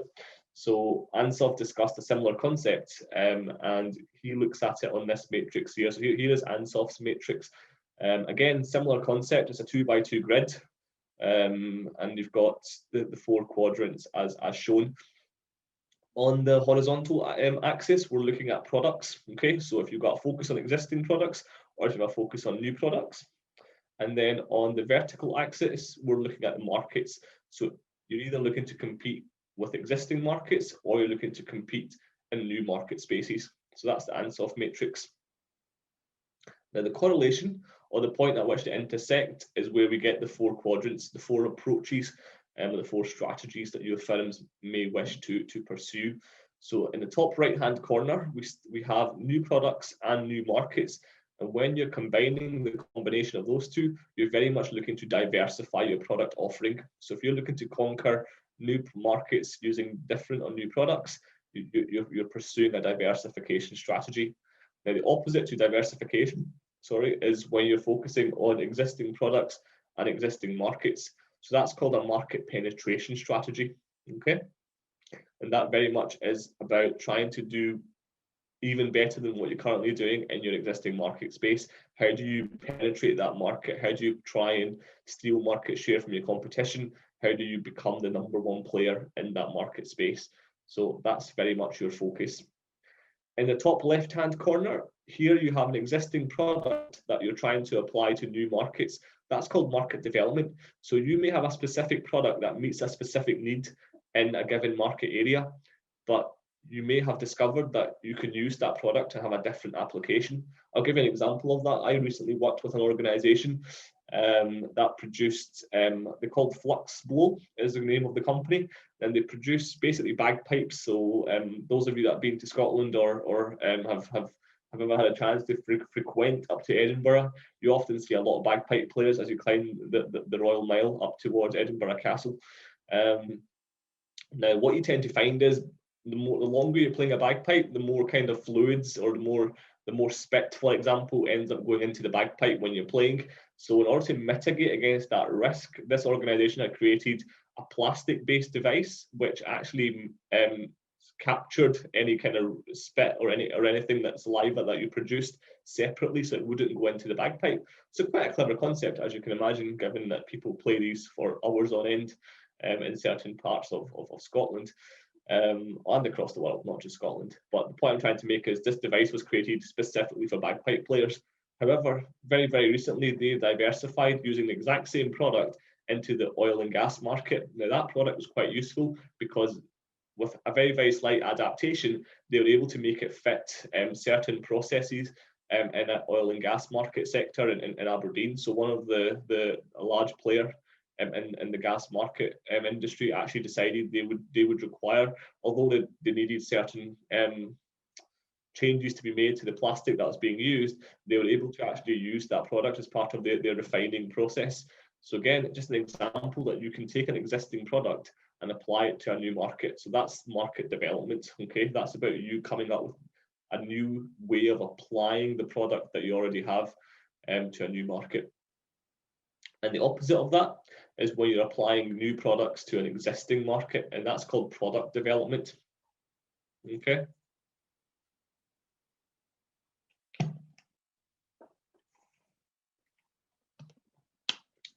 Just a question coming through by Kenneth again. Could market development also imply taking your product to another location, another customer market, but the product is still filling the same need? That's a very good question, Kenneth. I guess you could say it does, but then you'd argue that if you're fulfilling the exact same need, are you actually moving to a different market, or are you simply just looking at a different location? So it depends on your breakdown of the market. If your market is bound by geographic region or location, and then you're moving to a different location, you could argue that. But realistically, if you're looking at your product and you're an international supplier already, your market is the specific application as opposed to a specific country. But that's a good way in which you could understand it, Kenneth. I do agree with what you're saying. If you have a firm that has a UK-based focus only, and you decide to expand internationally, you're absolutely right. You could use the exact same product to fulfill the exact same need on the other side of the world. So it depends on your starting basis. Yeah, absolutely. So Japanese small cars moving into a North American market could be a good example of that. So it's an existing product being applied to a new market. If they don't already move in America, if they don't already have subsidiaries in America and not already operating in America, you're absolutely right that for them that could be an example of doing that. Okay, thanks, Kenneth. But again, sorry, product development. So it's when you have a new product and you apply it to an existing market segment. So this is when you're actually developing the product. So it's about taking the existing market space and saying, what can we come up with that's brand new? What can we come up with that perhaps annihilates what's already out there and improves on the current offering? So this is when you're iterating with your product development. So for example, the first iteration of the iPhone versus the current iteration of the iPhone, these are all examples of product development. the market, yes, may have grown, but it still is the same market. It's existing markets that they're competing in. What they're doing is that they're developing their product, they're making newer versions, new iterations of it. Okay, so that's Ansoff's matrix. And again, I've got a little bit more detail on each of those, so just to help your understanding of what we mean. So with market penetration, a business tries to grow using its existing offerings. So we're looking at products and services in the existing market. So market penetration is all about increasing market share. It's all about operating within those existing market segments, those existing boundaries. Market penetration isn't anything to do with new markets and new products. The focus very much is on doing what you're doing, but doing it better. So that could be, reducing your costs to get greater market share by lowering your prices. It could be by, perhaps having a larger market base and loyalty. So if you're able to, attract more customers by reducing your price, or if you're able to perhaps run promotions or make it more incentivize people to buy your product, it's all about increasing your market share within that specific segment. Okay, so it's market penetration strategy. Again, I've just covered some of these strategies. So, price decrease, increasing promotions, acquisition of a rival, that's something else. So again, if you're looking at this in terms of some of the large companies, you often see mergers and acquisitions or modest service refinements. Okay, so these are all examples of market penetration strategy. Next up, we are going to look at market development. Okay, so with market development, we are saying the business that tries to expand into new markets, geographies, or countries. So again, this is the point I think Kenneth was trying to make. It can use its existing offering, or it can make product or service developments and adaptations. Again, achieved by the following methods. Okay, so different customer segments, industrial buyers for a product that's previously only sold to households, new areas or regions of a country, FDI. These are all examples of how you can achieve market development. And it's likely to be successful where a business has a unique technology it can leverage in the new market. Okay, so what that business has is quite unique to that business, and it can use it to win new market share. Benefits from economies of scale if it increases output, and the new market is not too different from the one it has experience of already. So again, that's where you could apply some of Ansoff's strategies if you're looking to develop the market share through moving into new areas. So that could be new geographies, as Kenneth mentioned, or it could be through a different application of that existing technology. Okay, so if you've got a unique technology, you can leverage it into a new market. Cool, so if we come back to the matrix, just to remind ourselves, that's us covered market penetration and market development. So these are all existing products being applied to either the existing market or the new market. Let's now focus on the products. So what do we mean by product development? Product development is when a business tries to create new services targeted at its existing market. This involves extending service ranges available to existing markets. So this is all about trying to meet the needs of your existing market share through iterations in your product or service. So the example we gave earlier around the iPhone, every few months, Apple comes up with a new iPhone. The reason they do that is because they want to continue serving the market, they want to continue keeping their products relevant, and they want to continue winning market share. Okay, so that's product development. How is that achieved? So again, investment in research and development, acquisition of rights to produce someone else's product, buying in the product and badging it as your own brand, and joint development with other businesses. So again, looking at how you can achieve product development, these are some of the tactics you may wish to pursue. Diversification. So with diversification, we then have a focus where a business is trying to grow its market share by introducing new offerings to new markets. So here you've got a new product and you're offering it in a new market area.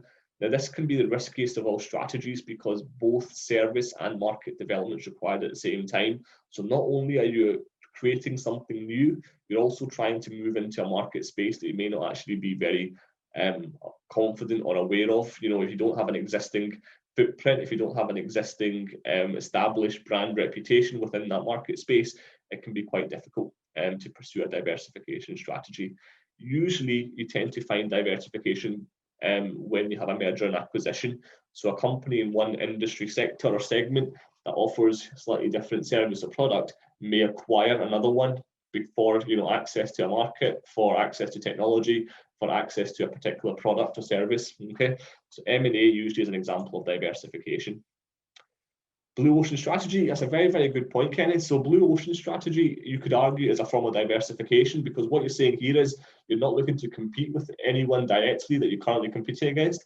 You're looking to move into a new market area. So you're absolutely right. This is an example of a blue ocean strategy. But that being said, if you're just diversifying and catching up with the competition, then arguably it could also be red ocean. But in this context, in terms of the example I just gave you, absolutely right, Kenneth. Yes, this is an example of a blue ocean strategy. So yes, well done. Again, as I said, diversification usually is achieved best through merger and acquisition, because you don't have competence, you don't have an existing footprint, an existing brand reputation in that new market, and you've got a new product you're trying to bring to them. It's usually done through an M&A activity, whereby you acquire a business that's already operating in that space, and then you build in your competencies, you build in your resources and your ideas to then try to take hold of that market space. Okay, diversification is actually a strategy that Apple are pursuing quite heavily right now. I think they're investing in 6 or 7 different businesses every single year, and they have done for the last 7 or 8 years. So with diversification, Apple realized that they've exhausted perhaps some of their focus, and for them to now try and move into something different, they feel as if it's too much of a risk. So what they're doing is they're just buying other companies in those areas, and then if there is potential that Apple see in those areas or those markets, they will then start to invest more and turn those businesses, and perhaps use the Apple brand, the Apple name, to drive those businesses forward. So diversification strategy is useful, and it is used by a lot of businesses across the globe. Okay. When you are looking at diversification, there are 2 different ways in which we can understand it. So number 1, you've got what's called a related diversification. So what we mean by that is there's a relationship, right, and therefore a synergy between the existing business and the product and market space. So basically at that point, we identify that based on our current business offering, based on our current way in which we work, we want to be able to identify what relationships may exist between us now and what we aspire to be, so a new product and a new market space. So that's what's called a related diversification. Examples of that, so for example, in the big pharma industry, so big pharmaceuticals, you often see a lot of M&A activity. In fact, right now, AstraZeneca, I believe, are in the process of acquiring a company called Alexion. And Alexion do drug manufacturing in a particular area. I think it's cancer-related drugs. So again, if you think about AstraZeneca as a pharmaceutical company, it's all about medications, producing latest kind of leading technologies or leading cures, shall we say, for diseases and different things that people face in that industry sector. There's already a relationship between what Alexion do, the company they're looking to acquire, and what AstraZeneca do. So that's an example of what we would call related diversification. Okay. However, that's not the only type. Sometimes you can get unrelated diversification, and this is called conglomerate growth. So what do you mean by that? The resulting corporation is a conglomerate. It's a collection of businesses that don't necessarily have a direct relationship to one another. So you might think to yourself, well, why would a company do that? Why would a company acquire a business that is like operating in a completely different area, completely unrelated product to service offering? Well, it's quite common actually in terms of why and how that happens. Google's a very, very good example. Google has been investing in a lot of different business areas and opportunities that go well above and beyond what traditional Google do. You may or may not know this already, but Google are investing in their own version of automated cars. Okay, so Google search engine, that's what they're most commonly known for. Investing in their own brand and their own kind of technology for driverless vehicles. They've also invested a lot of money in different areas, including electric vehicles too. So very, very soon we could be driving a Google car. Again, you never thought that 20 years ago. Someone said to you, Google, the web browser, your go-to perhaps for your search engine, is going to be providing, a car that you'll be buying. So that's called an example of conglomerate growth. It doesn't relate directly to what Google do. However, Google are doing that because they identify as different areas in which they could win market share.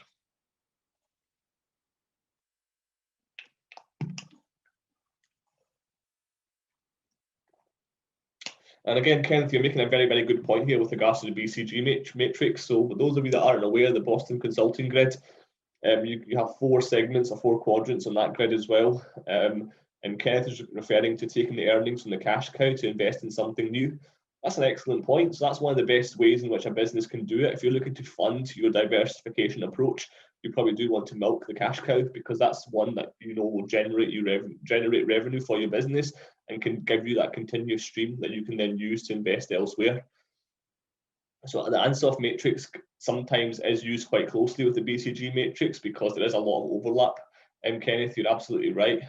But the BCG matrix is usually used most predominantly to focus on what a business is currently doing or what the current focus is, as opposed to what strategies it's pursuing. Okay, but you're absolutely right. The taking the earnings from the cash cow to invest in something new very much is an example of why a firm or how a firm may choose to fund its diversification approach. Right, so I've covered a lot on BCG matrix, a lot of information for you to take in. So what I thought I would do is include an example, because sometimes the best way to understand something is by seeing it being applied to an existing example. So McDonald's, I'm sure everyone on the call has heard of McDonald's, been to McDonald's, or tried McDonald's products or services in some way, shape or form. So let's understand Ansoff in relation to how McDonald's have developed as a business enterprise by adopting some of these approaches. So again, similar concept. Along the left-hand column, you have the markets. So the vertical axis, we're looking at new and existing markets. And along the bottom, the horizontal axis, we are looking again at the present products and new products. So if we're focusing on a market penetration strategy for McDonald's, so their current products and their existing markets, it's all about clearer pricing. So I think I made a mistake with the spelling there. It's all about clearer pricing and clever pricing. Okay, so the way in which McDonald's market their products on a 99p menu. Now you could argue, what's the point in making it 1p less than £1? But it's clever marketing because they're saying their products and services are available cheap. Okay, you can get them for under £1. It's only 1p under £1, but it's still under £1. Okay, so it's all about understanding that that focus by the organisation. They want to be seen as the market leader. They want to be able to provide a low-cost product and service that people still desire. The Happy Meal service, the Speedy service, and the drive-through were all examples of how McDonald's continued to provide what they were providing. They didn't really change their products and services. All they did was package them up differently. All they did was deliver them in a slightly different way to try and kind of penetrate that market area. So that's how they pursued market penetration strategies. If we go along to product development, the top right-hand corner, so these are the new products that they're looking to provide to the existing market. Don't know if anyone's seen this, but in Italy, they provide McSpaghetti. So you can buy spaghetti in a McDonald's restaurant. McAloo Tikki, for anyone that's been to India or the Punjab region. McAloo Tikki is quite a popular dish that they serve, particularly given the vegetarian population. The McPizza is something else. I don't think we have that in the UK, but in certain countries in Europe and beyond, the McPizza is something you can buy. A masala grill, Royal Paneer, again, Indian dish from McDonald's. All of these mostly have been in India because a lot of people in India don't eat beef, okay? So there's a recognition that beef isn't a common meat, so they try to diversify some of the products, and they've looked at different ways in which they can serve that product, that market through different product iterations, okay? So the market's still the same, but all they've done is they've tried to find ways in which they can engage with customers in India without necessarily using products that would offend them or products that they wouldn't buy for their own religious and reasons, okay? So that's looking at new and existing products in relation to the existing market. What if we look at across the bottom grid? So we're looking here at new markets, firstly with regards to existing products. So here we're looking at market development. So with market development, the products are still existing, but they've tried to apply them to new markets. So they now have a presence in 121 countries, and they're currently planning to open outlets. They have actually opened them. This is slightly outdated. In Nigeria, Tunisia, and Armenia. I believe in Armenia and Nigeria, they have opened. Tunisia, I'm not entirely sure. I've not checked recently, but there were plans in the pipeline to open up in Tunisia too. But Nigeria and Armenia, absolutely, there are McDonald's restaurants currently in operation. So what they've done is they've taken the exact same McDonald's concept, they've not changed it. All they've done is they've moved into a new market area. So the point that Kenneth was making in the chat earlier, an example of moving geographical regions, geographical locations, is a form of market development. And then finally, diversification. So here is how McDonald's have taken taken new markets through new products. Okay, so for example, the McCafe. Now we have McCafes in the UK. McStops. I don't think we have them as much, but basically it's where McDonald's have restaurants and service stations. So it's basically a quick stop. It's not necessarily a restaurant for you to go in and eat. It very much is similar to a drive-through concept. It's like a burger van almost, to a grab and go type thing. And they've also got hotels in Switzerland, which I didn't actually know until very, very recently. So McDonald's have their own chain of hotels that they run in Switzerland. Okay, so this is new products in new market areas, which you wouldn't expect McDonald's necessarily to be in. Is that useful, hopefully, to help your understanding, aid your understanding of how Ansoff Matrix can be used to understand a firm's product offering? But again, this is looking at medium term, okay?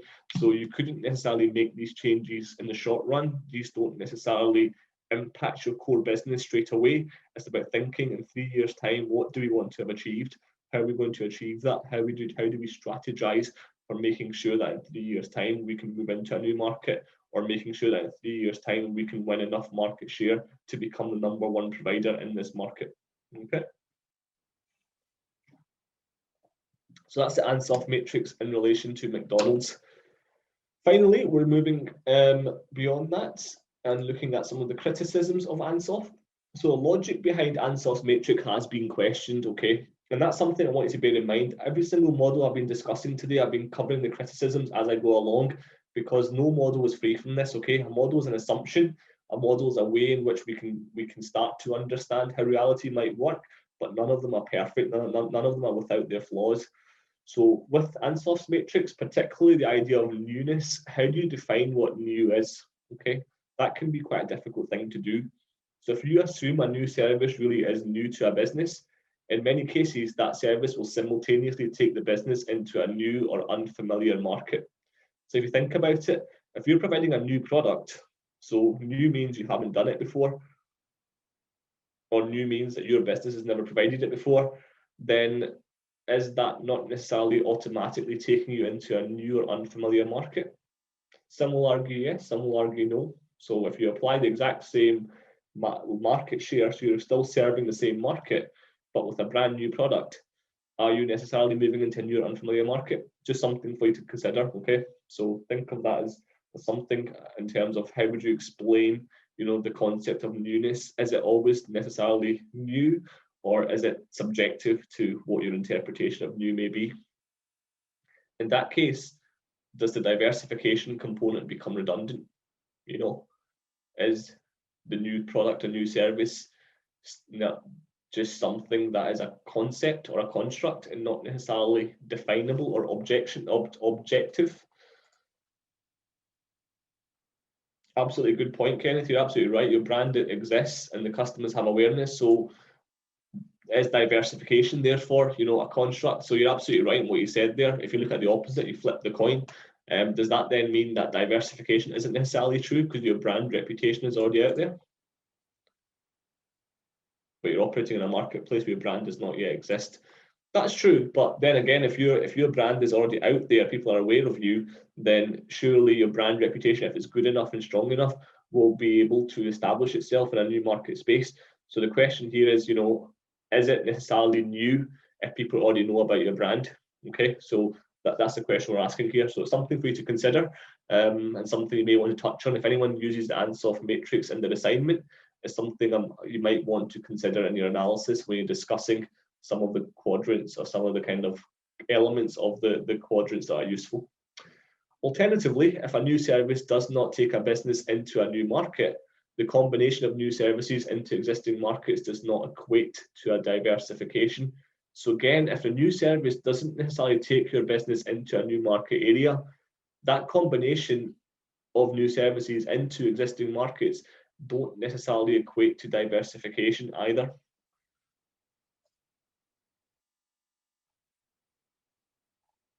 Cool, I'm just going to see what questions come through. So again, Kenneth, you're asking, with a new market needs new value chain to be established. Good question. So again, can you use your existing value chain, or can you adopt your existing value chain to serve that market? Again, that might be an example or a source of cost-based advantage. You may be able to reduce your costs if you can adapt your existing value chain. Perhaps it's just something that needs to change ever so slightly in the manufacturing process and the operations to serve that new market. So again, the answer is it depends. So a lot of these models, their application can't be taken alone. Okay, you have to look at the application of the model, then look at what your business is doing. Ansoff won't tell you how to change your business model. Ansoff won't tell you, how to focus on your logistics frameworks or how to focus on your business operations. That's not the purpose of Ansoff. Ansoff's purpose is strategy. Okay, so here we're looking at how do you strategize, how do you identify some of the ways in which you can look to move into different markets. It doesn't necessarily give you the blueprint in terms of what needs to be done to get there. Okay, so that's a great question with regards to value chain.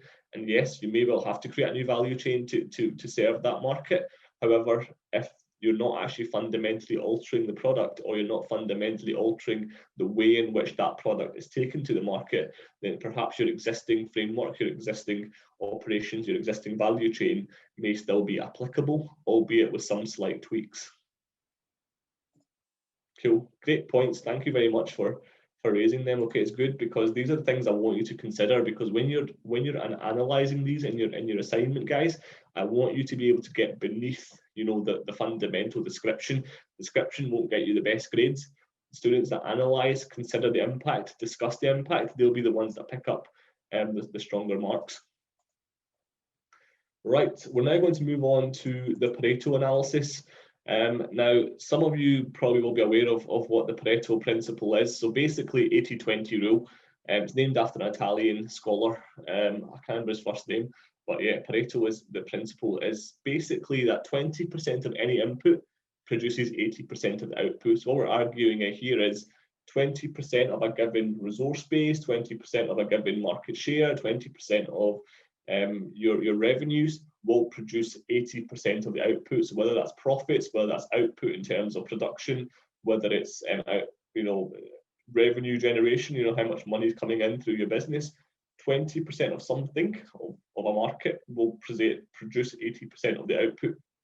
And it can be applied in a wide variety of different strategic analysis.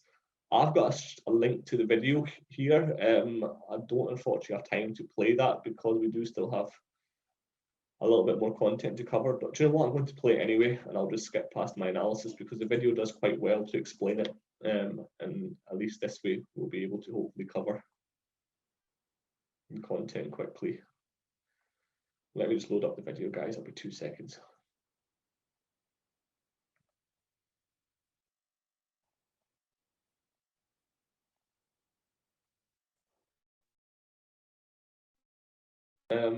I'm hoping you can all see the video. I'm just about to play. Where is it?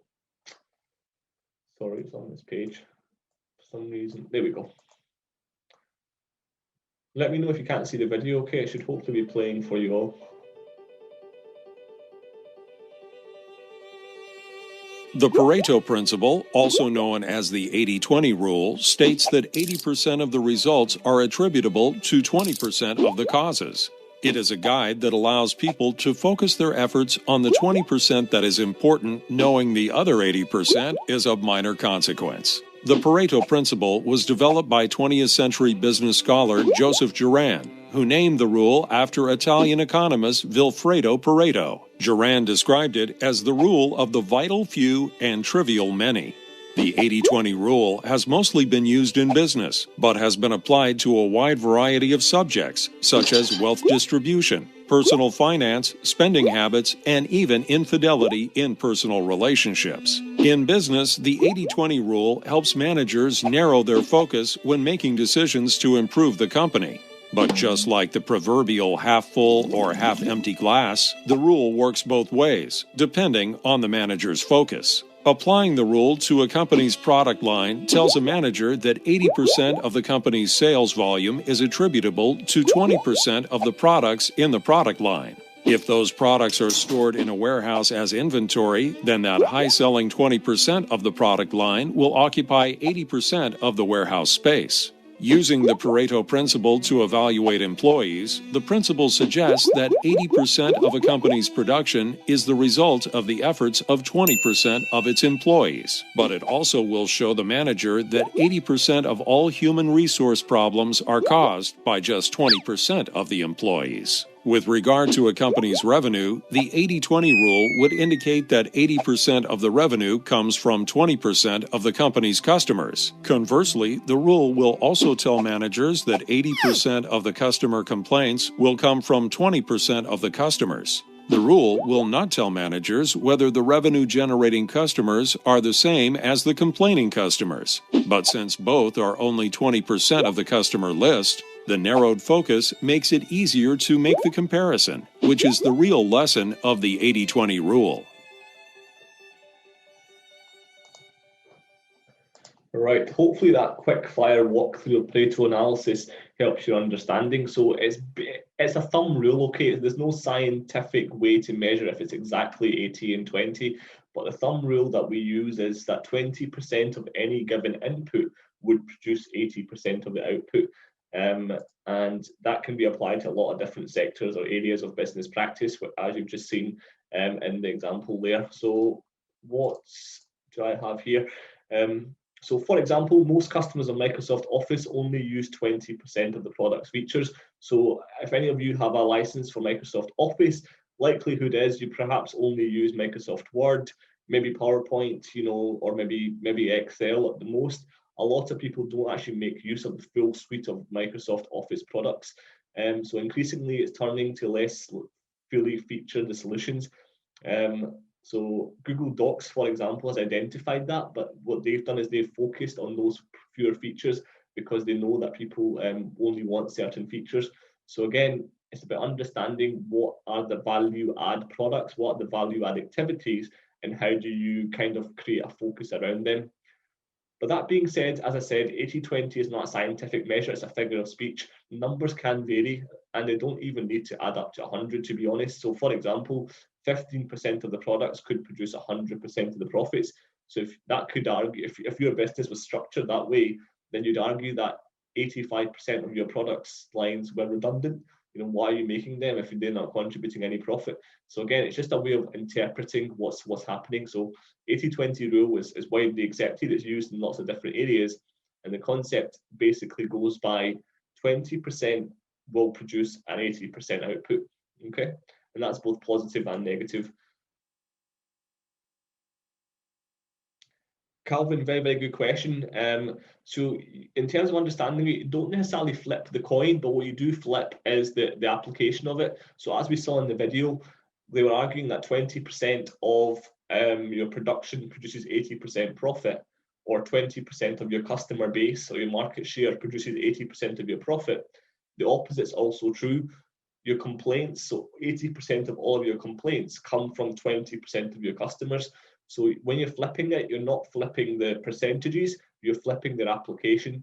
Because otherwise, if you argued it the other way around and you said 20% of your complaints came from 80% of your customers, that would be a big problem if 4 in 5 customers were complaining about your product. Okay, so it's about understanding the application of it. So when you're flipping it, you're not flipping the percentages, you're flipping the basis of analysis. As I said, there's no scientific fact that proves it. No one's actually went and tested that against every single output that's potentially possible. But as a general thumb rule, the Pareto efficiency is an economic term. And if anyone's studied economics or has done economics in the past, they can maybe explain it better than I can. But Pareto analysis or Pareto efficiency basically looks at how, in the vast majority of cases, that 20% of core activity or core whatever it is produces 80% of the output. Okay, so just something for you to bear in mind. And finally, scenario planning. Now, scenario planning is quite lengthy, so I'm not going to cover that today. I think I'll pick up on this next week because there's quite a lot of content to cover with scenario planning, and I've also got a video to explain the purpose of scenario planning. So I'll come back to that. But there's a question that's come through in the chat. Felix is asking, can one apply Pareto analysis to stakeholder analysis? Yes, you could do so. Again, if you're looking at the impact of a certain decision on a group of stakeholders, you could argue that, you know, 20% of the stakeholders hold 80% of the power, and that 20% could be, you know, your senior management, your shareholders, or, you know, depending on the context of the decision, who that 20% is. So yes, absolutely, you can apply Pareto analysis to stakeholder analysis to understand, you know, what portion of your stakeholders hold the power or hold the influence when it comes to decision making. So yes, you can do that, Felix, absolutely. As I said, scenario planning is something I'll cover next week, so I'm going to stop there for this week because we don't quite have enough time to cover it and explain it in enough detail today. But let's just do a run through of what we've done today. So today we've basically been looking at Horizon 2. Okay, so these are all strategies that, or ways in which you can pursue strategies or come up with strategies that can be applied in the medium run. So it's looking about the emerging business opportunities. So Ansoff's Matrix, Porter's generic strategies, and the competitive profile matrix, as well as the Pareto analysis, they're all tools that you can use to think or devise strategies that will be useful considering the medium term. If you were to apply Ansoff's Matrix to a short run, you wouldn't have enough time to implement them. You couldn't diversify your portfolio within the short term. You couldn't do that in 6 months or a year. It would take you time to come up with the strategy, to come up with necessary changes to your business, to come up with a necessary plan to be able to implement that into practice. Okay, so these are all medium-term strategies, and these are all areas that you want to focus on to not necessarily change, but evolve your business model. Think about ways in which you can generate emerging business, ways in which you can generate emerging profits, emerging incomes that currently don't exist for your current offering. Okay. Everyone following logic on that, guys? So I've tried to split your module across 3 horizons because I think it's useful in strategic decision making to consider what level or what unit of analysis you're looking at. So if you're looking at the near and core term, it's all about the content we covered last week. If you're looking at the medium term, it's all about emerging business opportunities. And the next time we get together, which will be next week, although I'll start by touching on scenario planning, the focus very much will be on Horizon 3, and that's thinking about creating new business. Okay, so it's not just about emerging business opportunities, it's about actually looking at how do you create new business opportunities, and that's going beyond looking at the third horizon, so very much outward looking, 10, 15, 20-year focus. Okay. Is there any questions before we finish up? We still have a couple of minutes before 11 o'clock. Is there anything else anyone would want to ask?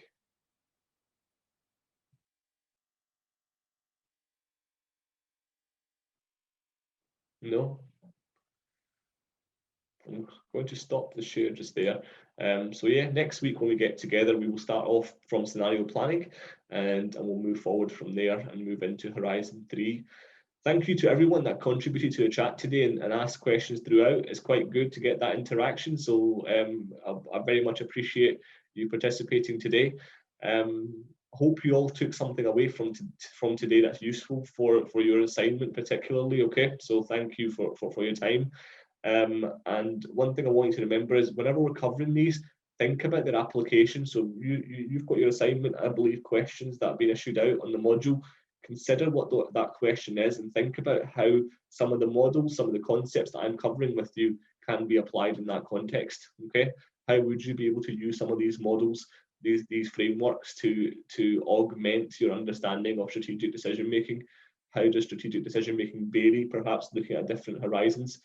That might be something someone wishes to do. So just think about their application and how you'll be able to explain but also analyze them in your submission. Okay,